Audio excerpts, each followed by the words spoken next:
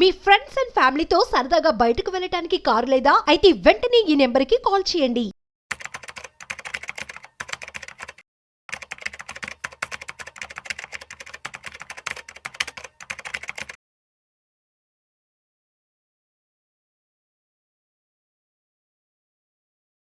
నమస్కారం, నేను మీ రేవంత్ చలమల. సో ఈరోజు ఒక ప్రాబ్లం గురించి డిస్కస్ చేయాలనుకుంటున్నాను.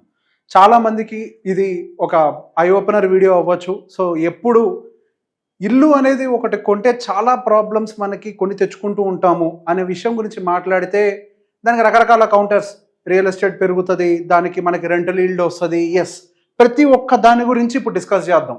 మనకి రియల్ ఎస్టేట్ ఎంత పెరుగుతుంది, రెంటల్ ఈల్డ్ ఎంత వస్తుంది, దాంతో మనం ఎలా అచీవ్ చేయాలి అని. సో ఇప్పుడు వస్తున్న యావరేజ్ ప్రాబ్లమ్స్ అంతా ఎంత, నా దగ్గరకు వచ్చే వాళ్ళ ఏజ్ గ్రూప్ అంతా కూడా యావరేజ్గా ఒక 40 years ఆ టైంలో వస్తూ ఉంటారు. అప్పుడు వచ్చిన తర్వాత then they want to plan for their future. Sir నాకు ఫైనాన్షియల్ ఫ్రీడమ్ కావాలి, ఇంకెక్కువ కాలం వర్క్ చేయలేకపోవచ్చు, నేను కార్పస్ని అచీవ్ చేయాలి, పిల్లలు పెద్దవాళ్ళు అవుతున్నారు, వాళ్ళ ఎడ్యుకేషన్ కోసం డబ్బులు కావాలి, అండ్ వాళ్ళ మ్యారేజెస్ కోసం డబ్బులు కావాలి, అసెట్ క్రియేషన్ ఏం ప్రాపర్గా చేయలేకపోయాను, ఇలా వచ్చిన వాళ్ళు చాలామంది ఉన్నారు. సో బేసిక్గా వాటి గురించి కంగారుపడి వెంటనే కొనకండి అని చెప్పగానే టక్కున వీడియో కింద వెంటనే కామెంట్స్ పెడుతూ ఉంటారు. ఏమని, నేను చాలా ప్రాపర్టీస్ కొన్నా, real estate is God. Yes, real estate is God. I don't have any problem with the real estate, but here I want to explain you. And before అంటే posting a comment, please try to understand. ప్రతి ఒక్కరి జీతం, వాళ్ళ family situations ఒకటి కాదు. So బేసిక్గా majority of the people A problem అయితే face అవుతున్నారో దాన్ని అడ్రస్ చేసే ప్రయత్నం చేస్తున్నాను. So here I start the story. మన దగ్గర ఇద్దరు క్యాండిడేట్స్ ఉన్నారా అని అనుకుందాం. ఒకళ్ళు భీమ్, ఇంకొకళ్ళు రామ్. సో ఇద్దరు 2 different క్యాండిడేట్స్. ఒకళ్ళు వచ్చేసరికి ఒక ట్రెడిషనల్ పర్సన్. సో ఇప్పుడు నాకు 30 సంవత్సరాల వయసు వచ్చింది, so I want to buy A house. ఇప్పుడు ఎటువంటి పరిస్థితులు ఇల్లు కొనుక్కోవాలి, and there is a peer pressure, parents pressure, ఇదంతా కూడా ఉంది. So this was the most common problem in the society. So ఆ ప్రాబ్లంకి అనుకూలంగానే ఆయన ఒక ఇల్లు కొన్నాడు భీమ్ అని అనుకుందాం. సో ఇంకొక పర్సన్, మనకి ఇంకొక సైడ్ రామ్ ఉన్నాడు. సో తను, నేను ఇప్పుడప్పుడే నేను ఇల్లు కొన్నాను, నాకు చాలా క్లారిటీ ఉంది, నాకు ఫస్ట్ ఫైనాన్షియల్ అసెట్ కావాలి, ఒక లంసమ్ అమౌంట్, అండ్ దాంతోపాటుగా ఇన్ఫ్లేషన్ వల్ల పిల్లల ఎడ్యుకేషన్ కాస్టింగ్ పెరిగిపోతుంది, వాళ్ళ మ్యారేజ్ కాస్టింగ్ పెరుగుతుంది. సో ఇవన్నీ కూడా పెరుగుతున్నాయి. సో నేను ఫస్ట్ వాటిని అడ్రస్ చేయాలనుకుంటున్నారు. సో బేసిక్గా రామ్ ఏమో రెంట్ కట్టడానికి ప్రిపేర్ అయ్యాడు, భీమ్ ఏమో ఈఎంఐ కట్టడానికి ప్రిపేర్ అయ్యాడు. సో వీళ్ళిద్దరి కేసెస్లో మ్యాథ్ ఎలా వర్క్ అవుతుంది, లాంగ్ టర్మ్లో ఎవరు బెటర్గా financial assets or assets, it could be anything, so called ఫైనాన్షియల్ ఫ్రీడమ్ని ఎవరు ఫస్ట్ అచీవ్ చేయగలుగుతారు అన్న పాయింట్ గురించి ఒక్కసారి మీకు ఎక్స్ప్లెయిన్ చేసే ప్రయత్నం చేస్తాను. సో లెట్స్ అస్యూమ్ భీమ్ వయసు వచ్చేసరికి 30 సంవత్సరాలు. సో ఇద్దరిది కూడా మనం 30 years ఏజ్ గ్రూపే తీసుకుంటున్నాం. అండ్ శాలరీ వచ్చేసరికి మనకి 1,50,000 రూపాయలు. అండ్ అతని ఎక్స్పెన్సెస్, ఆయన ఇల్లు కొంటున్నాడు కాబట్టి excluding the rent and expenses ఒక 75,000 రూపాయలుగా ఉన్నాయని అనుకుందాం. 75,000 ఎందుకు ఉంటాయి, ఈ కామెంట్స్ పెట్టకండి, ఒక్కొక్కరికి ఒక్కొక్కలాగా ఉంటుంది. హైదరాబాద్ లాంటి మెట్రోపాలిటన్ సిటీలో ఉండే వాళ్ళకి 75,000 most common. And even Tier 2 టౌన్స్లో ఉండే వాళ్ళకి కూడా చాలా మందికి 75,000 చాలా కామన్గా అవుతుంది. It could B diesel expenditure, petrol expenditure, rents of electricity bills, internet bills, phone bills, బట్టల షాపింగ్, ఫుడ్, ఇట్లా XYZ, పిల్లల చదువులు, 75,000 చాలా కామన్గా అవుతుంది. సో ఇది ఎగ్జాంపుల్ కోసం తీసుకుంటున్నాను, మీది వేరే ఉండొచ్చు. సో ఇక్కడ పాయింట్ని మాత్రమే ఫోకస్ చేయండి, don't be so specific. Expenses is around 75,000 అని అనుకుందాం. సో అతని టార్గెట్ ఏంటి, ఒక ఇల్లు కొనుక్కోవాలి. ఆ ఇంటి యొక్క విలువ ఎంత, 1 కోటి రూపాయలు. అతని దగ్గర ఆల్రెడీ ఒక 20 లక్షలు, అంటే 20% డౌన్ పేమెంట్ చేయడానికి డబ్బులు ఉన్నాయని అనుకుందాం. సో ఈ డౌన్ పేమెంట్ ఒక 20 లక్షల రూపాయలు చేశారు. ఒక 80 లక్షల రూపాయల వరకు కూడా అతను ఈఎంఐలోకి వెళ్ళిపోయారు. సో 80 లక్షల రూపాయలు కనుక ఈఎంఐలోకి వెళ్ళిపోతే అతను ప్రతి నెల, ఇప్పుడు ఇక్కడ పెట్టాం కదండి, 80 లక్షల రూపాయలు, 20 years tenure, 9.2 interest rate. So దానికి గాను 73,000, అంటే సుమారుగా రౌండ్ ఆఫ్ చేసుకోండి 75, బట్ క్యాలిక్యులేషన్ వచ్చి 73 కన్సిడర్ చేశాను. 73,000 ఈఎంఐ పే చేయాలి అనేది అతని సంబంధించిన టార్గెట్. సో అందరు ఇక్కడ ఆర్గ్యుమెంట్ ఏమిస్తారు, instead of paying a rent, మనం ఇక్కడ ఈఎంఐ అనేది కనుక పే చేసినట్లయితే అక్కడ మనకి ఫైనల్గా 20 yearsకి ఒక ప్రాపర్టీ మిగిలిపోతుంది కదా అనేది ఒక ఆర్గ్యుమెంట్ ఉంటుంది కదా. సో దానికి సంబంధించి ఇక్కడ ఒక క్యాలిక్యులేషన్ మొత్తం కూడా చేసి పెట్టాను. చిన్న చితక ఎర్రర్స్ ఉంటే ఎర్రర్ ఏంటో కామెంట్ చేయండి, దాని మీద నేను తర్వాత ఎప్పుడైనా మళ్ళీ అంటే క్లారిఫై చేసే ప్రయత్నం చేస్తాను. సో బేసిక్గా the case A, for example మనకి భీమ్ అనుకున్నాం కదా. సో తను ఏం చేస్తున్నారు, Year 1లో మనకి యావరేజ్గా 73,000 నెలకి ఈఎంఐ, అంటే సంవత్సరానికి వచ్చేసరికి 8,76,000 రూపాయలు ఇయర్లీ పే చేస్తున్నాడు. సో బేసిక్గా అదే ఇంకో కేసులో మనకి రామ్ వచ్చేసరికి రెంట్ పే చేస్తున్నాడు. అదే ఒక కోటి రూపాయలు ఉండేటువంటి ఇంటికి రెంట్ మంత్లీ ఎంత ఉంటుంది? సుమారుగా ఉంటే ఒక 25,000 లేదంటే 30,000 అంతే. లెట్స్ టేక్ హయ్యర్ కేస్, 30,000 రూపాయలు ఇంటి రెంట్ ఉంది. సో దాన్ని సంవత్సరానికి క్యాలిక్యులేట్ చేస్తే 3,60,000 రూపాయలు ఇతనికి ఖర్చు అవుతుంది. ఇదే ఇంటికి ఇతనేమో 8,76,000 పే చేస్తున్నాడు భీమ్, అండ్ రెంట్ పే చేసేటువంటి రామ్ ఏమో మనకి 3,60,000 పే చేస్తున్నాడు. సో బేసిక్ ఇక్కడ ఈ అమౌంట్లో నుంచి ఈ అమౌంట్ని మైనస్ చేస్తే, అంటే ఈఎంఐ పే చేయాలి అని డిసైడ్ అయ్యాం కదా. సో బేసిక్గా దాంట్లోంచి రెంట్ పే చేసిన తర్వాత ఉన్నటువంటి డిఫరెన్స్ అమౌంట్ ఉంటుంది కదా, ఆ డిఫరెన్స్ అమౌంటే మనకి 5,16,000 వరకు కూడా వస్తుంది. సో మన ఇయర్ ఎండింగ్కి ఈ అమౌంట్ ఏదైతే ఈఎంఐ పే చేయకుండా రెంట్ పే చేయడం వల్ల మిగుల్చుకున్నామో దాన్ని ఇన్వెస్ట్ చేస్తే, ఈ అమౌంట్ని కనుక మనం ఇన్వెస్ట్ చేస్తే ఈ 5,16,000ని మనకు అది నెక్స్ట్ 19 ఇయర్స్లో, సో బేసిక్గా 1 ఇయర్ పోయిన తర్వాత మనం ఇన్వెస్ట్ చేస్తున్నాం అని అనుకున్నాం. యాక్చువల్గా ఎస్ఐపి కూడా చేయొచ్చు every month, but still 1 year wait చేసి ఆ ఖర్చుని మైనస్ చేసి ఇన్వెస్ట్ చేస్తే మనకి 20 ఇయర్స్, అంటే మనకి 19 ఇయర్స్ కంప్లీట్ అయ్యే టైంకి, 1 ఇయర్ ఇక్కడ కంప్లీట్ అయిపోయింది కదా, సో 19 ఇయర్స్ కంప్లీట్ అయ్యే టైంకి మనకి 7,34,000 వరకు కూడా అవుతుంది. సో ఇది కరెక్టో కాదో కూడా ఒక్కసారి మీ క్లారిటీ కోసం చెక్ చేస్తారు. అన్ని చెక్ చేయను, ఫస్ట్ ఇయర్ ఒకటి చెక్ చేస్తాను.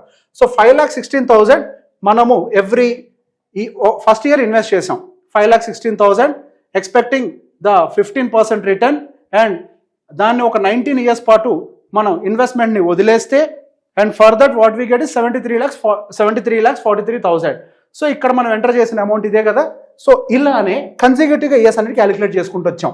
ఇదేమో 19 ఏళ్ళు, 18, 17, 16 ఇట్లా ఒక్కొక్క ఇయర్ తగ్గించుకుంటూ వచ్చాం, అంటే మనం 20 ఇయర్స్కి అడ్జస్ట్ చేయడం కోసం. సో ఇట్లా చేసుకుంటూ వచ్చాం. దానికి ఏం జరిగిందో చూద్దాం.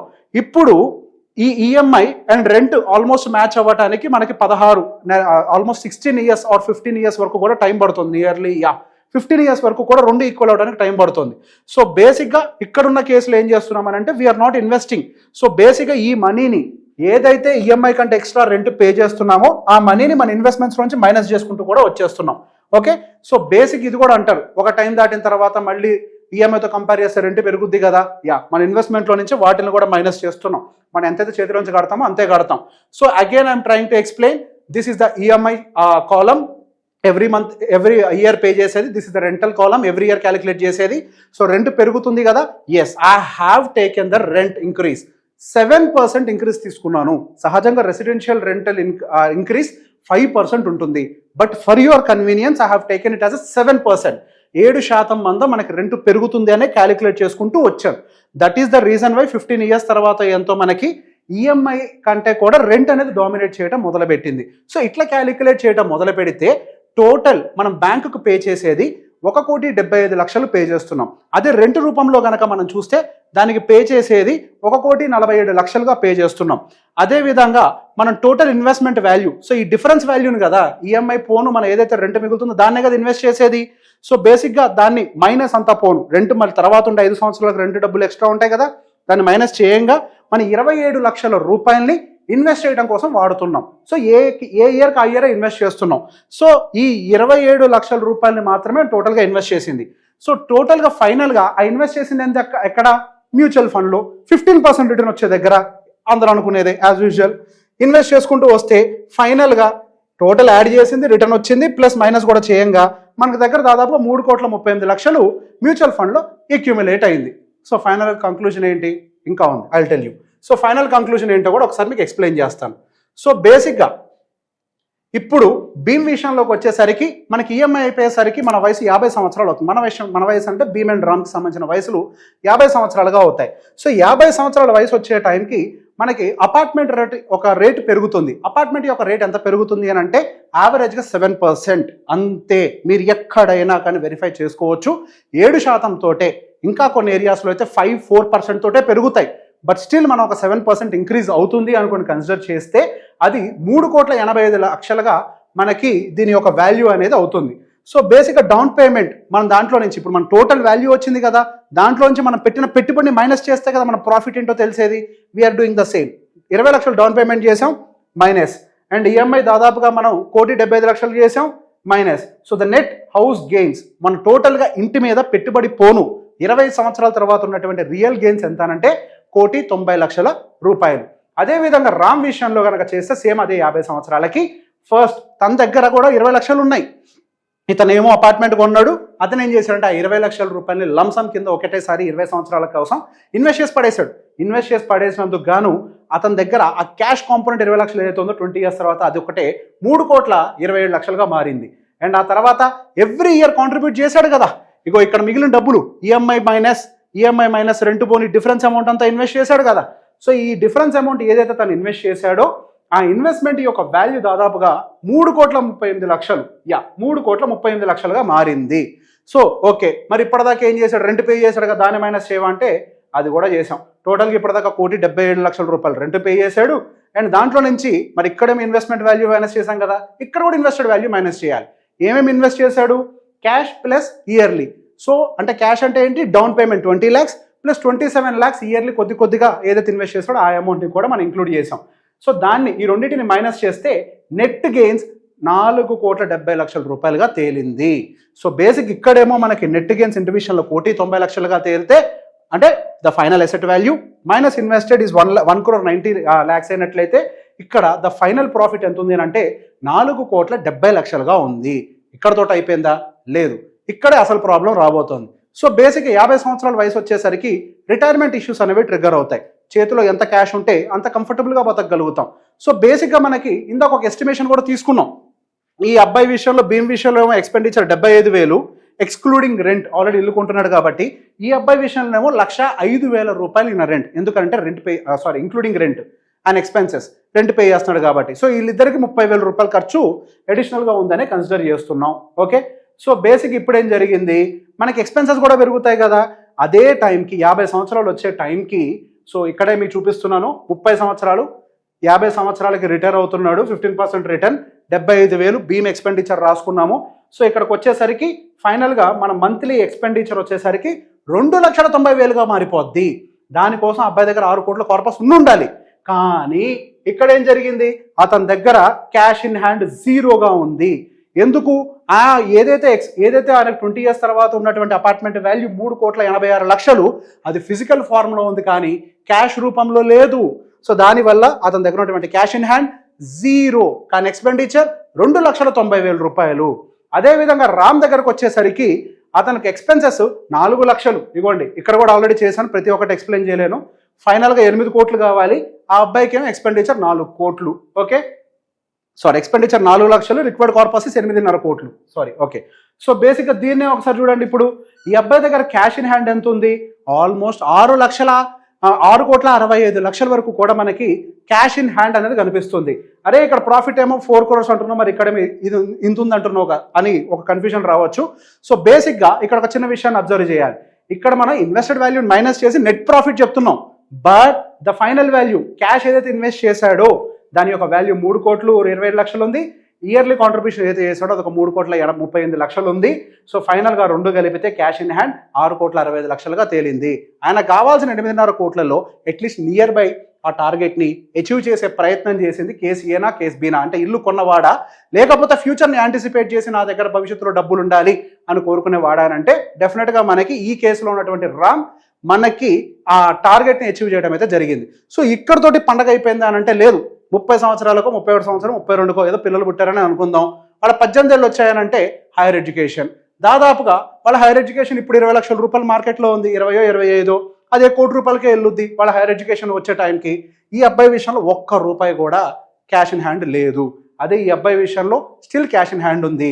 అండ్ ఇక్కడతో అయిపోతుందా? శాలరీ ఇంక్రీజ్ అవుతుంది కదా, ఇద్దరు ఇన్వెస్ట్ చేసుకుంటారు కదా అని అంటే ఎస్, వాళ్ళు ఇద్దరు కలిసి ఇన్వెస్ట్ చేసుకుంటే మేబీ భీమ్ కేవలం పిల్లల యొక్క ఎడ్యుకేషన్ కాంట్రిబ్యూట్ చేయగలుగుతాడేమో. In the same way Ram కూడా పిల్లల యొక్క ఎడ్యుకేషన్ కాంట్రిబ్యూట్ చేయగలుగుతాడు. కానీ వీళ్ళిద్దరి మధ్యలో ఉండే వ్యత్యాసం, ఇతనేమో ఫైనాన్షియల్ ఇండిపెండెంట్ కాదు, ఇతనేమో ఫైనాన్షియల్లీ ఇండిపెండెంట్. అండ్ ఇంకొక వెరీ మోస్ట్ ఇంపార్టెంట్ బర్డెన్ ఈ అబ్బాయి మీద పడబోయేది ఏంటి అని అంటే 30 సంవత్సరాలకు ఇల్లు కొన్నాడు కాబట్టి ఆ ఇంటి యొక్క లైఫ్ మేబీ ఇంకొక 30 years, అంటే 60 సంవత్సరాలు వచ్చే టైంకి ఆ ఇంటిని డెమాలిష్ చేసి మళ్ళీ రీకన్స్ట్రక్షన్కి వెళ్ళాల్సినటువంటి టైం వస్తుంది. అసలు ఇక్కడ బతకడానికే డబ్బులు లేవురా స్వామి అని అంటే దానికి తోడు మళ్ళీ రీకన్స్ట్రక్షన్ అనేది అప్పుడు ఎంటర్ కాబోతోంది. అప్పుడు దానికి కార్పస్ ఎక్కడి నుంచి వస్తుంది? సో అదే టైంలో మనకి రామ్కి రీకన్స్ట్రక్షన్ కాస్ట్ అనేది లేదు. ఇఫ్ యూ వాంట్ ఆ వయసులో 55కో 60 సంవత్సరాలకో అప్పుడు కావాలంటే ఒక ఇంటిని ప్లాన్ చేసుకోవడానికి అబ్బాయికి వెసులుబాటు దొరుకుతుంది. సో బేసిక్గా ఇది ఒక కేస్ స్టడీగా ఎక్స్ప్లెయిన్ చేస్తున్నాను. సో ఈ 2 కేసెస్లో కూడా మీకు నేను ఎక్స్ప్లెయిన్ చేయాలనుకున్న అంశం ఏంటి అని అంటే, మీరు ఎంత రెంట్ కన్సిడర్ చేసినా, ఎంత ప్రాపర్టీ అప్రిసియేషన్ కన్సిడర్ చేసినా కానీ ఫైనాన్షియల్గా ఒక టైంకి మనం ఇబ్బంది పడతాము. ఎస్, ఎప్పటికీ ఇల్లు కొనొద్దానంటే 100%, 30 సంవత్సరాలు ఉన్నా కొనొచ్చు, 50 సంవత్సరాలు ఉన్నా కొనొచ్చు, ఎప్పుడైనా కొనొచ్చు. కానీ ఎప్పుడు మన దగ్గర కావాల్సినన్ని డబ్బులు ఉన్నప్పుడు, దానికి కావాల్సిన ఫ్యూచర్కి కావాల్సిన సేవింగ్స్ ఉన్నప్పుడు. ఫర్ ఎగ్జాంపుల్, ఫ్యూచర్ కోసం మనకు 50,000 ఎస్ఐపి చేయాలి అని ఒక ఐడెంటిఫికేషన్ చేసామనుకోండి, 50,000 ఎస్ఐపి పోను ఎక్సెస్ అమౌంట్ ఎంత ఉంటుందో అది మీ ఇంటి కార్పస్ కోసం పెట్టుకోండి, దేనికోసమైనా పెట్టుకోండి. My point is not to say అంటే ఇల్లు కొనొద్దు అని చెప్పడం కాదు. ఇల్లు కొనే కంటే ముందు బతకడం కోసం మరిన్ని అవసరాలు మనకు ఉంటాయి. ఇల్లు ఒక గూడుని ఇస్తుంది, అండ్ మనం బతకాలి అని అంటే ఈ గూడు ఒకటే కాదు, ఈ గూడుని ఏర్పాటు చేయాలంటే రెంటెడ్ హౌస్లో కూడా చేయొచ్చు, ఒక ఏజ్కి కూడా కొనొచ్చు. కానీ దాంతో పాటుగా మనకి ఇంకా లైఫ్లో ఉండే యాక్టివిటీస్, పిల్లల యొక్క ఎడ్యుకేషన్, వాళ్ళ మ్యారేజెస్, మనం బతకటం, మన ఫుడ్, బట్టలు, అవసరాలు, ఇవన్నీ క్యాష్ తోటి తీరుతాయి కానీ 4 గోడలు అయితే తీర్చవు. సో ఏ టైంకి ఏది చేయాలి, ఇల్లు కరెక్టే, ఫైనాన్షియల్ ఫ్రీడమ్ కరెక్టే, ఏ టైంకి ఏది చేయాలి అనేది మనం కరెక్ట్గా ప్లానింగ్ చేసుకుంటే, ప్లాన్ చేస్తే చాలు, అన్నీ చేయొచ్చు లైఫ్లో. ప్లాన్ చేసుకుంటే we can achieve every single target. So A doubts ఉన్నా కానీ క్యాలిక్యులేషన్ రిలేటెడ్గా కామెంట్ సెక్షన్లో పెట్టండి. Thank you.